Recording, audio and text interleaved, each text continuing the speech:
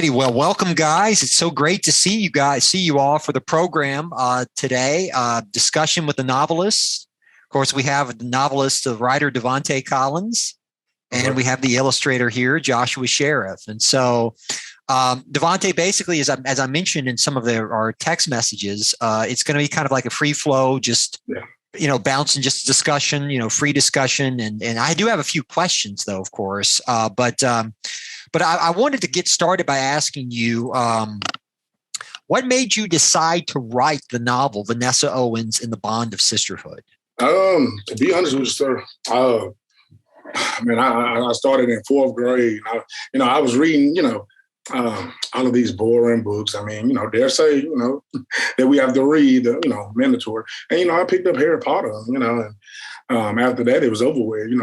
I think what it was, I was just so taken aback that every book wasn't boring.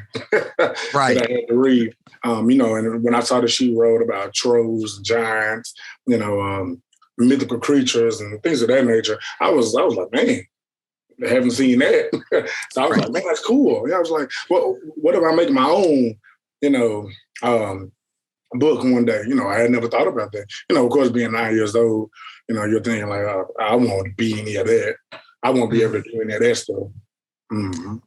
Well, that's great. So the Harry Potter series had really profound impact or influence on you as a writer and your imagination as well. Mm-hmm. Yeah, it did. Actually, I dare say it prompted me to get into anime, get into coming up with those these characters. Of course, when I was younger, the writing wasn't bad, wasn't good. The format, obviously, it was terrible. But it was just I think just a stepping stone, just starting out, just a starting point. At the very beginning, I started, taking ideas and taking things, writing about Pokemon, writing about, things like that. And then, of course, obviously, when I got older, 6th, 7th grade, learned about copyright and infringement. I was like, well, okay, maybe I should save myself the hassle and go ahead and come up with my own guys, my own characters. So that's what really prompted me to starting on Vanessa Owens. I had the idea, ever since I was in 5th grade, because I was like, man, how would that be if I had a female version of like kind of Harry Potter? And a lot of times, at least back then, I felt like women weren't represented as well. And when it came to books, novels, especially when it came to movies, a lot of times in the movies, we see the damsel in distress. We see her being a better housewife, something along those lines. I was like, man, it'd be kind of cool if the main character was a woman or a girl. Absolutely. When I read the book, as I was reading the book, I was thinking of, because we've talked about this in the past, maybe some of the other influences on that book outside of Harry Potter. And I was thinking along the lines of Buffy the Vampire Slayer, Charmed, Sailor Moon, Cardcaptor Sakura, all of those, franchises that may have had an influence on, development of your novel. No, they definitely did. In fact, actually, sir, every one of them that you listed was exactly that. I mean, man, Cardcaptors, if anybody knows me, that's my favorite anime. I know it ain't the best, but it's my favorite anime. Sailor Moon, I liked it. Buffy the Vampire Slayer, still can't get enough of it. I still look at it now. Even the new Charm, the new one, I still like it. Absolutely. Okay. As far as the project is concerned, the novel, how long did it take you to complete it? I believe completing the book, I believe it maybe took a year, maybe a year and a half or something like that. The problem was, the reason I can't give you a definite answer is because a lot of times I would, and I even do it now. I've learned to stop doing it, but so much, man, I would get done with it and I'd read it all the way through. And then if something just didn't sit right with me, I don't know why I would tear up the whole thing and just start over. Oh my goodness! In hindsight, that wasn't good. That was a lot of wasted time. Just started from a certain chapter, but Yeah, I can actually speak in experience when it comes to writing my graphic novel that I'm currently working on.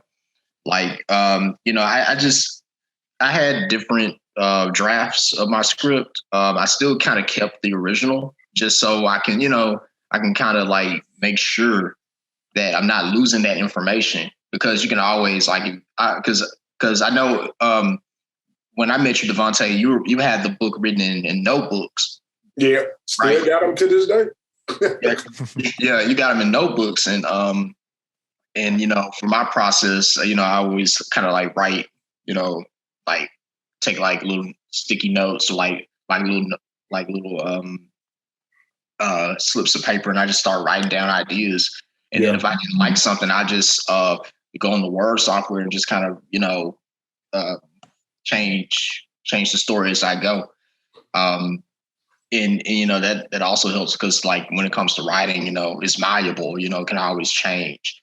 So, and that was just part of my process behind my personal project too. So that's how I am now. Maybe I adapted that from you or something. That's how I am now.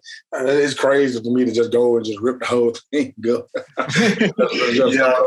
So, now not only do I plan it out just in my head, I think anime had a big influence on me too. I mean, yes. I like the writing, aspect, of course, but, I think being able to have all the free range to make it and do what I want to do. I mean, obviously the story has to make sense. It can't be nothing crazy. Right. Too convoluted, dare I say Kingdom Hearts. But I think, you still have to give some preparation to it, and now I've become a much better writer. That book, it was my first project, and it was, it's definitely not for, it's not like a high tier, book or anything. That one isn't. That one's for like, 13-year-olds, 12-year-olds. It's nothing, nothing like that. But I've definitely understood how to make my characters kind of stand out more, how to, give context clues, foreshadowing, definitely trying to make the characters feel realistic. I know in Vanessa Owens, I won't sit and say that I didn't do that. But it definitely wasn't the best. As you can probably tell when you read it, it is geared towards, the smaller population, the younger population, 12, 13, maybe 14 or something like that. Not anything, maybe a 20-year-old would probably read too much. I see where you're coming from, but I think even a lot of, individuals that may be in their 20s, 30s, or even 40s would enjoy a book like Vanessa Owens, because it kind of, at least from my perspective, it kind of brought me back to when I was, 13, 14, 15 years of age, and I think we can all kind of relate to that. Mm-hmm. And I thought the story was very interesting. The character development was extremely intriguing. The wide range of different characters, their personalities, and how different they were, and and the plot too was extremely was very attractive and appealing as well. Josh, from like your perspective, like what were some of your influences? Did you and Devonta have any similar or overlapping influences, or are you in some respects maybe coming from a different place altogether? We have somewhat of the same interests. He's more into like the Magical Girl series, and I'm more into like the comic book superhero, like a Super Sentai, Kamen Rider, some of the action oriented anime. But I was able to kind of, be able to collaborate well with Devonta, because he and I really get along. He and I really did click. And, he was passionate about the story, and I was really passionate about it as well. When he told me about it, so I was like, hey, I'll be glad, more than happy to illustrate the cover for his book. That's great. That's wonderful. It's good to have a really strong and solid working relationship, with anyone, any kind of partnership you enter into. And it's great that you guys were able to successfully collaborate on this project. Let's see. Okay. I guess you kind of touched on this, Devonta, and you can also, this question is directed to you as well, Josh. I guess from your perspective, maybe if you want to include your favorite like writers, authors, and illustrators, you can do that. But who would be some of your favorite writers? I think my favorite writers would be J.K. Rowling, of course. Stephen King. I mean, I hate to be cliche. Stephen King. To be honest with you, this one might come as a shock, but I do like Ray Bradbury, and I do like what is her name? Victoria Averill. I think I'm saying it correctly. She's you probably don't hear me talk about her too much, but she wrote the Red Queen series. Okay, I like. It's pretty good. Kind of like a more modern day Hunger Games, kind of sort of. Mm-hmm. I do like those. But I think that's about it for me. Can I include myself? Yeah, absolutely. Sure, definitely. I think that's it though. Writing wise, just regular. I think so. What about you? Well, my favorite writers are particularly Jeff Johns. He's particularly famous for doing all of his work for DC Comics, particularly Green Lantern and the Blackest Night series. Did a great job in the Aquaman series too. Years back. Yeah, he did. He also did a good job with the new Doomsday Clock series. The Watchmen and Justice League tie-in. It was really good. Also, who's the other writer for V for Vendetta? I forgot his name.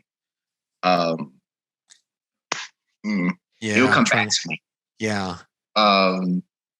He also wrote The Watchmen too. He's an English author. Neil Gaiman, he's good too. Right. Well, that's not the guy that wrote The Watchmen, but Neil Gaiman is known for Sandman, mm-hmm. and I was reading Sandman. Junji Ito is another good author I like to read, and also he's a fantastic illustrator. And I'll say he's probably one of the best in the manga industry. And I would say Dwayne McDuffie as well. He wrote the Justice League series, the cartoon. He also worked for like Milestone Comics. So those things. Those type of authors really stood out to me the most. Great. That's wonderful. It's wonderful.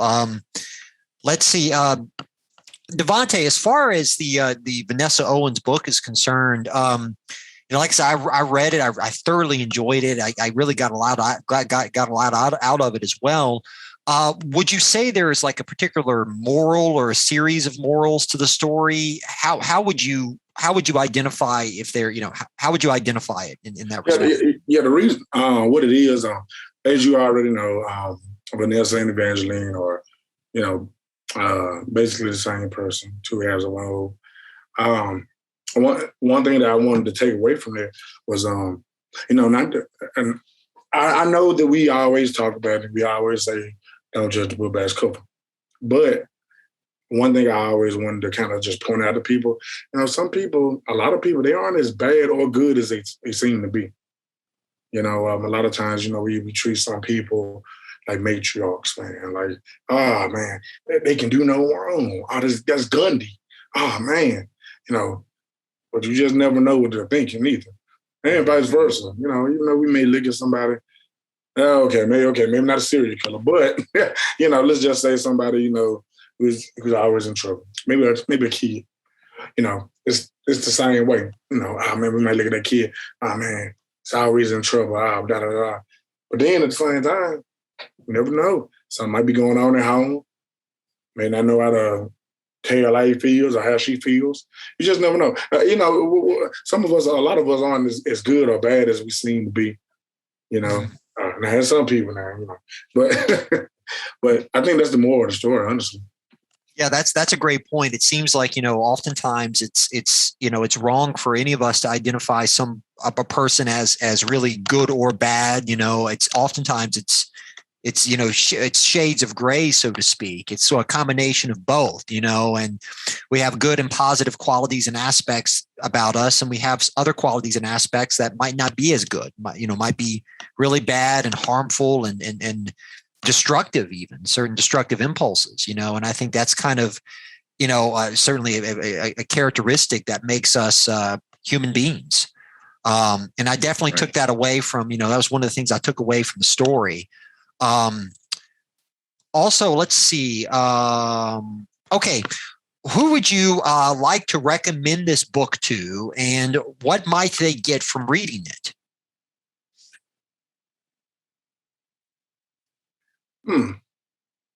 Man. To be honest with you, I would like to recommend this book to, honestly, just a lot of adults. Even though that's not what my audience was, particular audience I was trying to appeal to. But I mean, just like I said before, I think sometimes when we get older, we kind of lose that.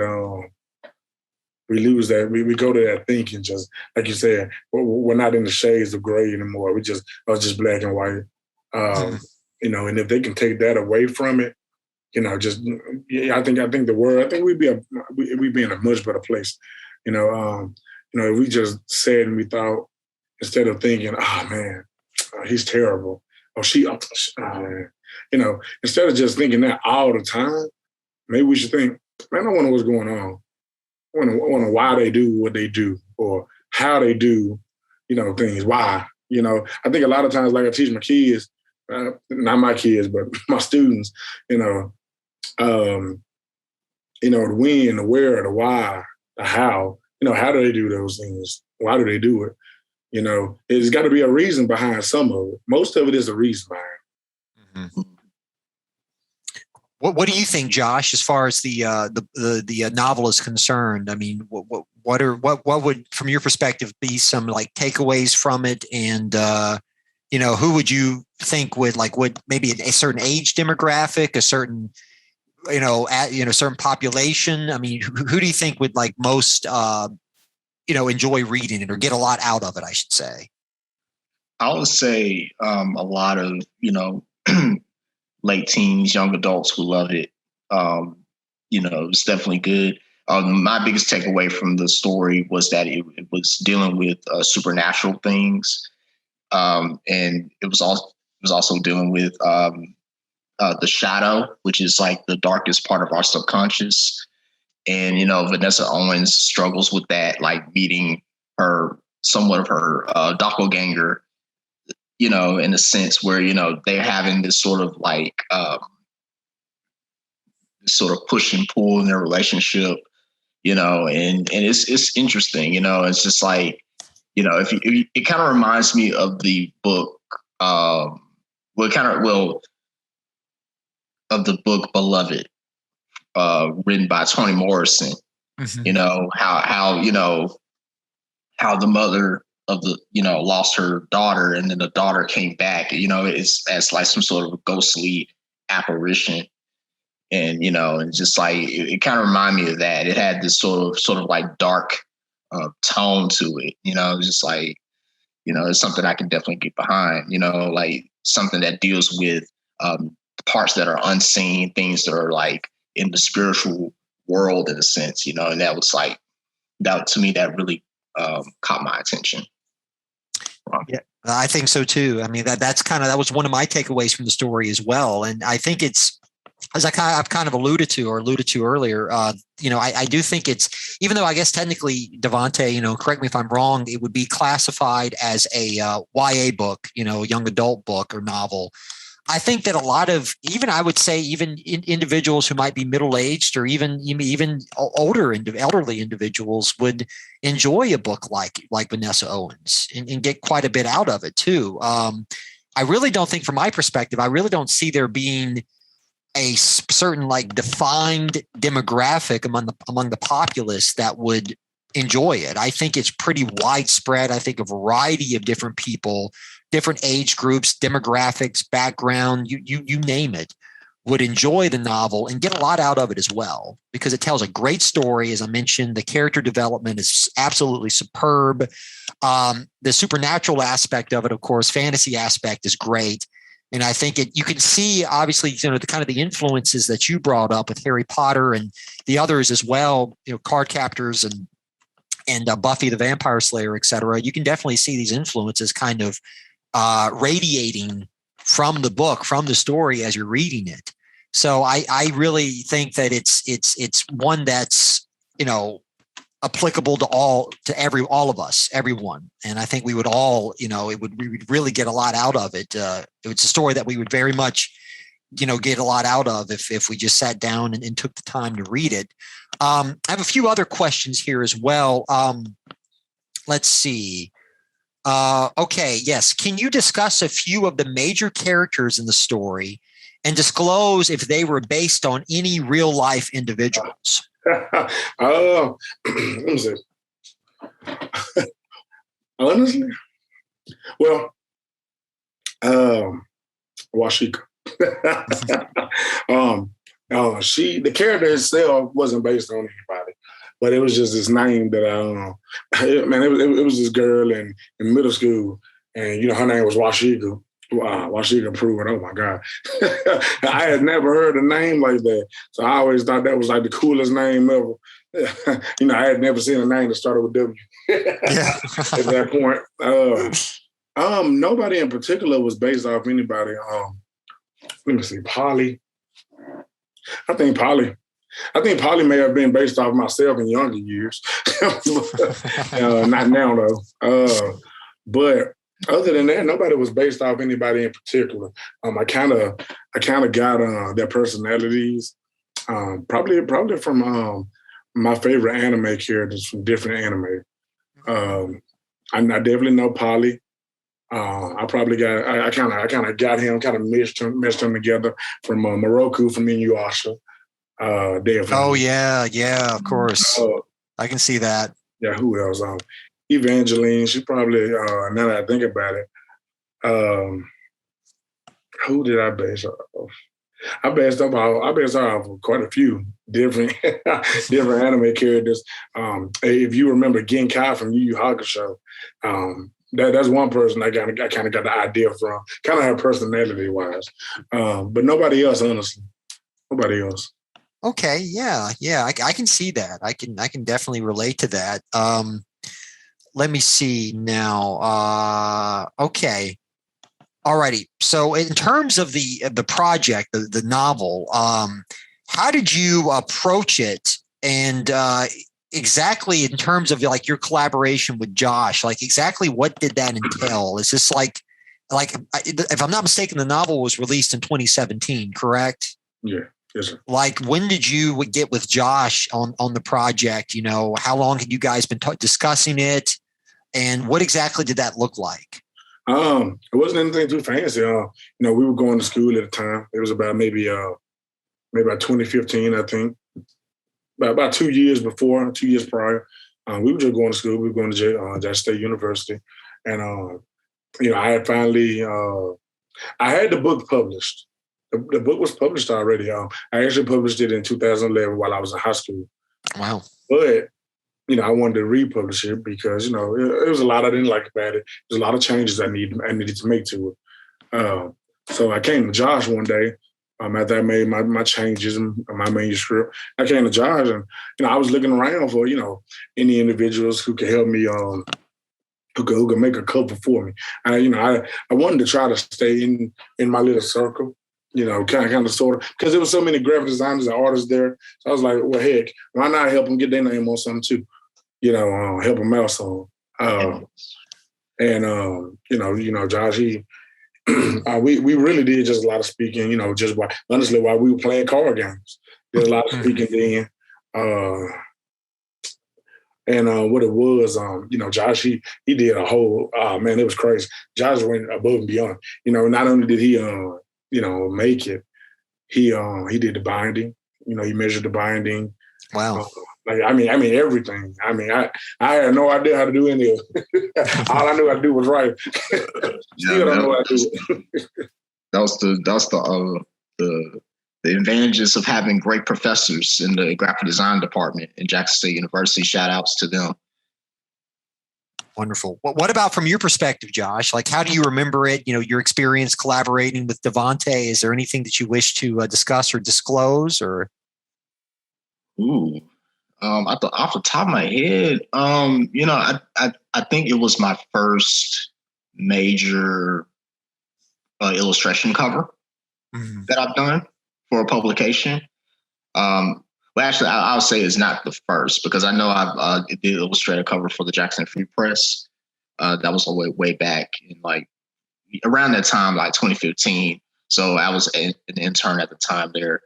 And it was just I just knew that, okay, the publication industry, creating stories and illustrating for those things, really felt right for me, because, I was also passionate about, creating my own characters too. So Devonta and I saw eye to eye on that. And then, we had, common ground. And in fact, this is the variation of my cover that was designed and illustrated. Mm-hmm. And this was probably the very first book that I worked on, and I think that was really fascinating. And it was a very valuable experience.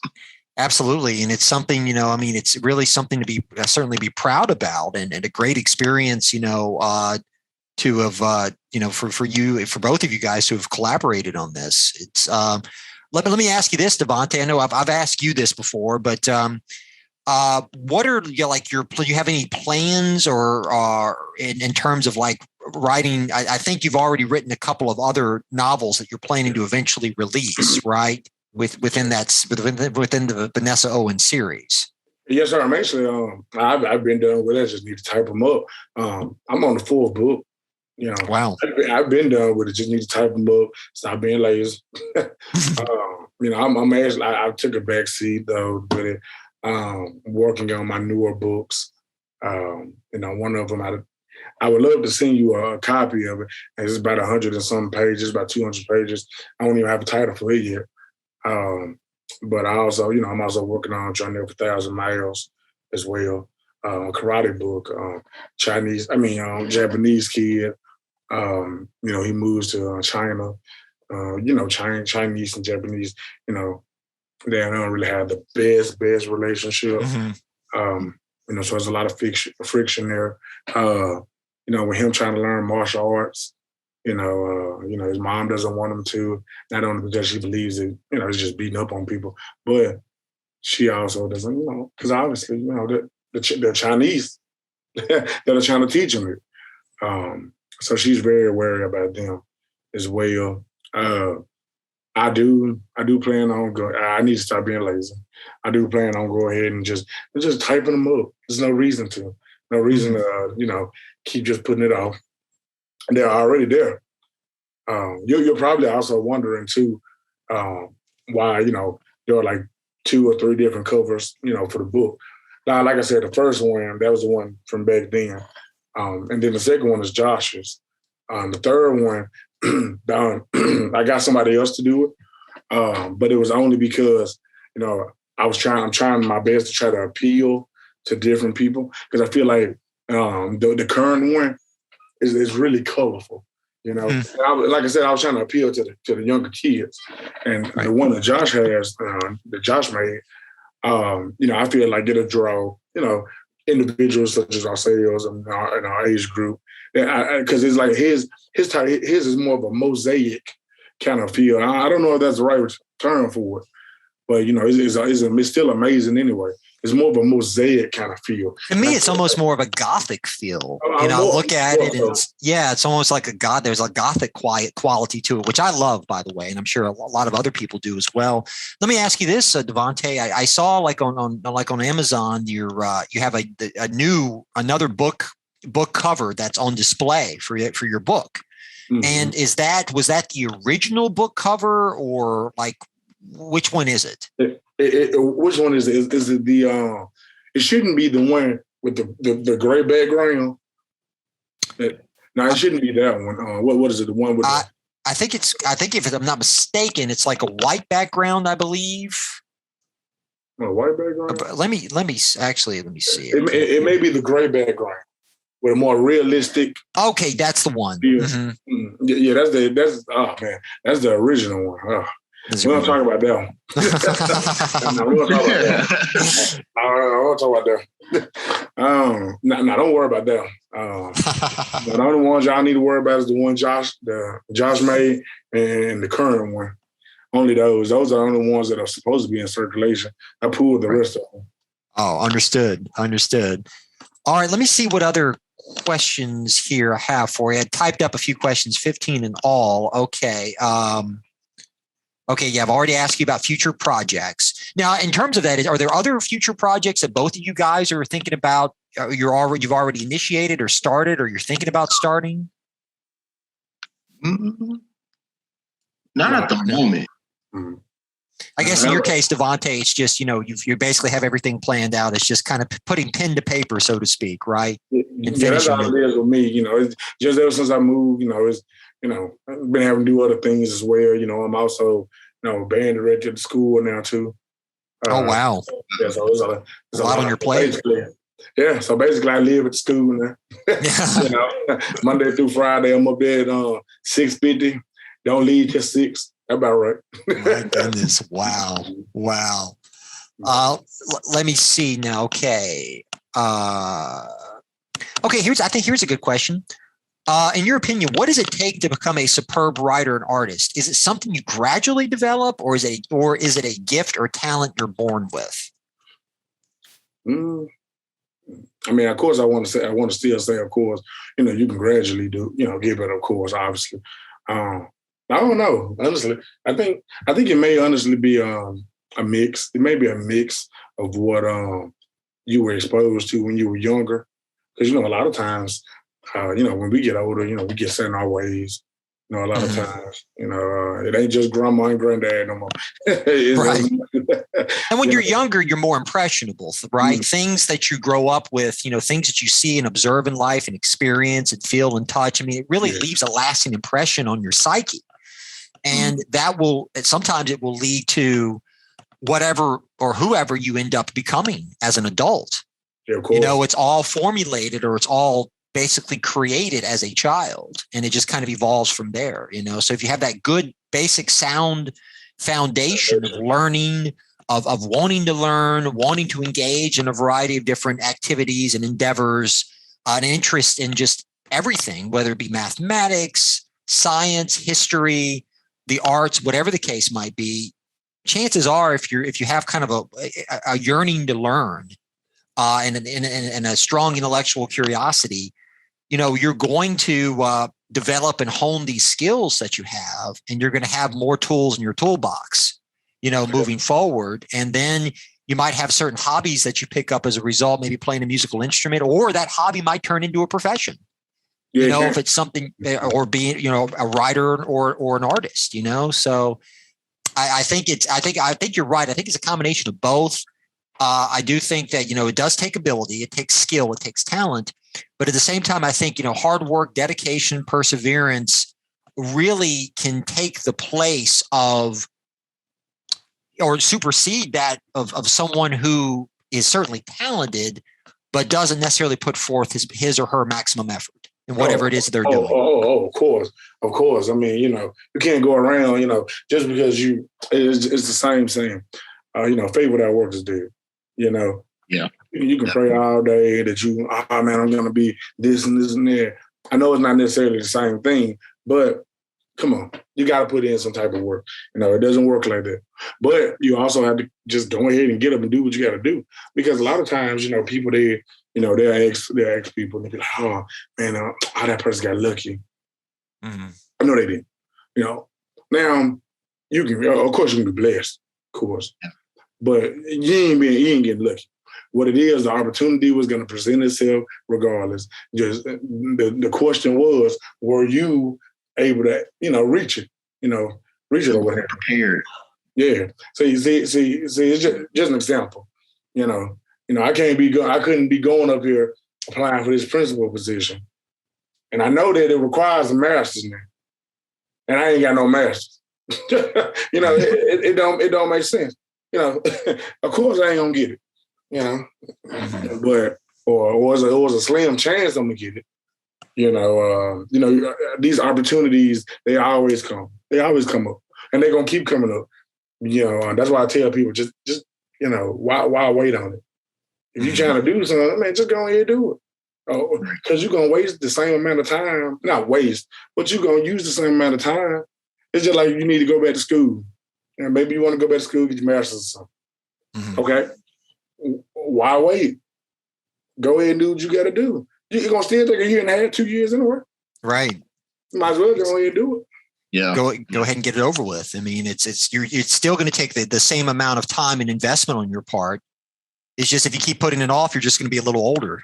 And then you know, when you get older, you know, you never know if you might meet somebody. Maybe you never know what might happen. You might have kids, you know, and you just want to do things now before something happens in the future where you're unable to do it. Exactly. Then you're yourself. Yeah. What do you think, Josh, on the question? Yeah, you know, like from my experience, you have to be consistent about what you're doing. You know, that's something I'm struggling with too. I'm learning how to improve on that. You know, also, you know, I do think it's a combination of skill and talent. You know, although talent is not the only thing. You know, because you know you can always improve your skills and be just as good on working on something. You know, and then the same thing about procrastination. You know, that's like one of the silent killers of success. You know, it's like, you know, we always like put something off, and you know, like, you know, we know we can do that thing today. Why not just do it today? Like, and also, when it comes, you know, in my personal experience from working on projects myself, you know, I have to really, you know, I'm not only writing my project, but I'm also illustrating it and doing the coloring and doing the lettering too. So it's a lot more work, and you know, it's just gonna take a lot more time to do that. But you know, it's gonna be hard. You know, it's not gonna be easy. But I think but it's gonna be rewarding too once you see that thing that you have in your head become manifested. And you know that. Also, to answer the question earlier about the author, the writer for Watchmen is Alan Moore. I want to. Alan Moore. That's right. That's right. That's right. I do. Didn't he write? If I'm not mistaken, did he not write a series of comics called Anarchy in like the late '90s, mid to late '90s, maybe? I could be confusing him with someone else. I think so. I have to do more research behind that. Yeah, I'll have to look into it. It's been a long time, but that name, I certainly know about him. I know the name. I'm not as familiar, you know, as you, as when it comes to all of his works and all of the different projects that he's worked on or collaborated on. But yeah, he's definitely well known. And I know, you know, from my own experience, you know, in terms of like, you know, working on projects and things of that sort, you know, I recently, Devonta knows, I worked on a historical article about Abraham Lincoln a few months ago. And it was just happenstance. A professor from LSU Shreveport that my cousin had when he was in school had reached out to me to ask, okay, you know, actually I asked him if he could write an article on Abraham Lincoln and the Irish, right? And he's like, well, you know what? I think that my cousin Patrick would be interested in doing just that. So he kind of referred the professor to me, and I started working on it. And, being so removed from college, you know, not having to work on like an article that extensive, you know, it brought back a lot of good memories, a lot of fond memories. But at the same time, I was like, you know, I did kind of have a little bit of, you know, self-doubt and, okay, you know, am I cut out for it? It's been a while since I've worked on a project like this. But then when you just sit down, you say, you know what, I'm going to do it. I'm going to do it. I'm going to put forth my maximum effort. I'm going to be excited. I'm going to, have all the emotional investment in this project. I'm going to make it the best I possibly can.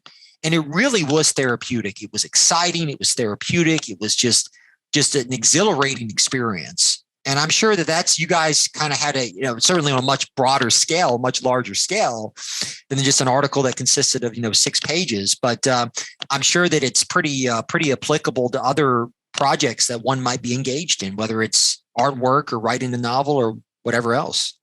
Yeah, and the most important thing is to be passionate about the project that you're working on. Because like if you're not passionate about it, you're not going to do your best work. Mm-hmm.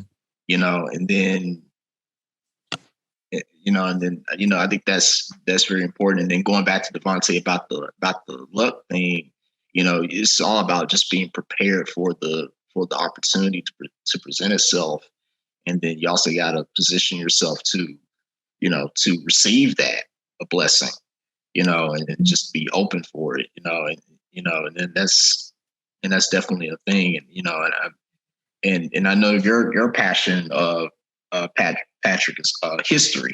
You're a huge historian, and like that's I know that's something that when you were working on the Abraham Lincoln article, I know that was something that really drove you to actually sitting down and actually doing the work. Mm-hmm. Yeah, I really enjoyed it. I found that it was an interesting kind of a niche sort of subject, right? Abraham Lincoln and the Irish. It's not really, so there's a book that was released, I think about a year ago on that very subject, but it's not something that's really been extensively covered or analyzed or anything along those lines. So I kind of looked at it as a way, maybe I can kind of add a little something to it, something new, maybe a certain perspective that really hasn't been discussed or delved into much. And so I took it upon myself to kind of, as I mentioned, put forth all the, maximum effort of intellectual effort, emotional effort, whatever the case might be, and doing the very best job I can. And that's the amazing thing is, we all have, our passions. We all have things that drive us in life, things that motivate us to improve and to do better and to, position ourselves so that we can succeed in life. And you're right. I think it's, oftentimes, it's, you have to, first of all, obviously through studies and education, that certainly helps without question, but also, taking advantage of certain opportunities that may arise. Yeah. Because you may start kind of questioning, that might be a job opportunity, right? You might be moving somewhere else. And it's like, should I take it? Should I not take it? What are the benefits? What are the demerits? It's a huge risk, but at the same time, it's the reward greater than the risk. So you kind of have to, I find my mom has actually recommended that I do this. And I think I would recommend it to others as well. Like, make a list. It could be any subject or any concern or issue, whatever. And when you're kind of vacillating over whether you want to do or not do something, make a list and have, with two columns, right? Positives, negatives, or whatever it is. Okay, the positive of moving might be X or Y. The negative might be A or B, and just make that list. And that'll kind of, when you have it written down on paper, or on your computer, whatever the case might be, you can I think get a better understanding and a better it'll put yourself in a better position to kind of analyze. Okay, this is what I'm getting myself into. Yes, these are the sort of positive aspects of it. These are the negative aspects of it, and then make a decision. Sometimes you just have to, if you feel that it's the right thing to do, and even though you might be a little uncomfortable or uneasy about it, because just the uncertainties of the unknown, of not knowing what the future might hold. But, it could be a great and glorious thing. None of us know. And you don't know until you try. You don't know until you take advantage of certain opportunities that are provided to you. I tell you, let me look and see. I think there might be. Okay, yeah. Actually, you know what? The last question is there anything that you gentlemen care to discuss or to, elaborate on or mention before we conclude here?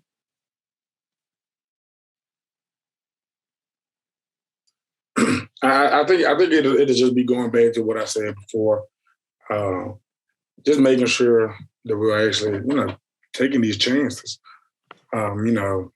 Just be honest with you. You would have never told me, especially in fourth grade, you would have never told me I was going to be, in ELA, state tested teacher. You would have never told me I would have been band director, play 4 instruments.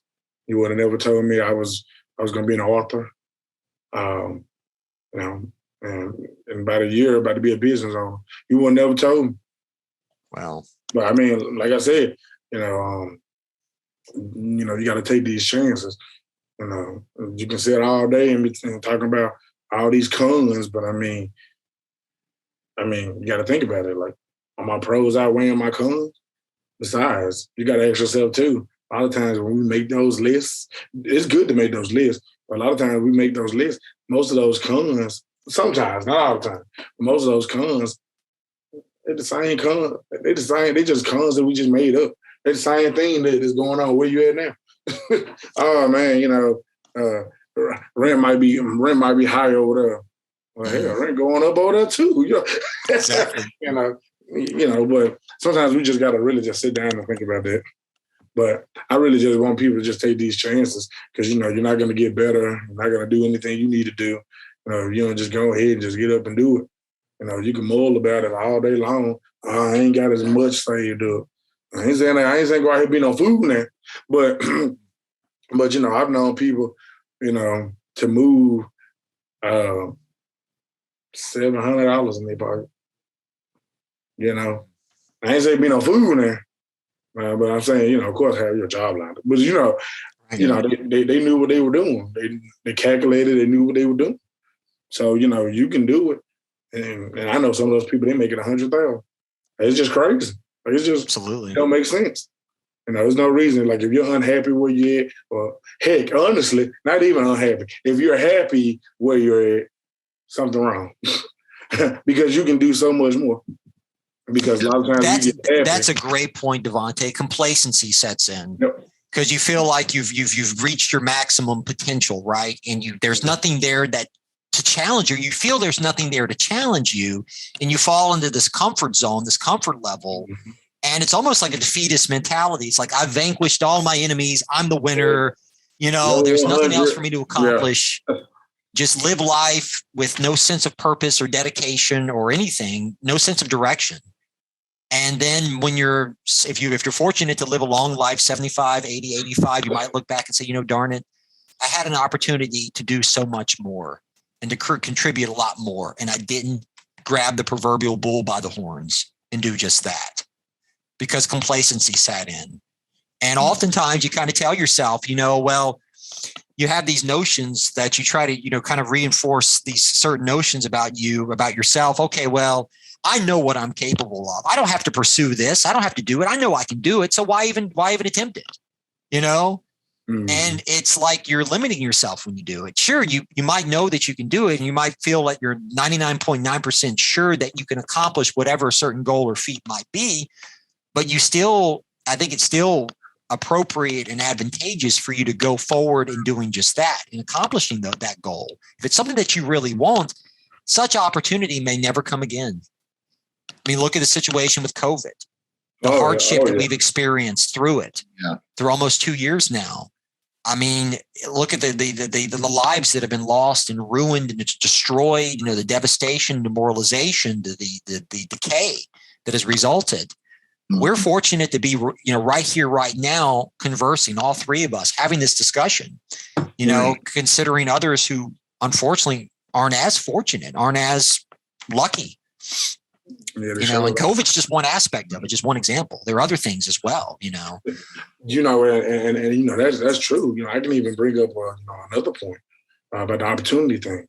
I mean, of course, COVID, of course, it's a bad time with it, of course, but there's always some light in everything. I mean, it was a buddy of mine, he had a job out of college for some stuff, stuff was going on. And then when COVID happened, I was like, there's a whole bunch of stuff, there's a whole bunch of classes online, I wonder. So I told him, I was like, hey, you might want to, look into that. You might want to take advantage of that. Look at that. Now he has his degree, has his 2 certifications, and he didn't do nothing but just went back for 1 semester. But see, he couldn't at first. But since COVID was here, everything was online, so it made it easy for him to do it. Wow. Just taking these opportunities. Like when stuff rolls up on you, like it's just no reason to sit here and just, you can't say, oh man, I'm just so tired. Everybody tired. Exactly. I do the same thing when I get out of work, be at that 6 to 6. Then I know good and well I'm going to sleep at 10. Let me run to this gym real quick. You know, they lost like 5 pounds.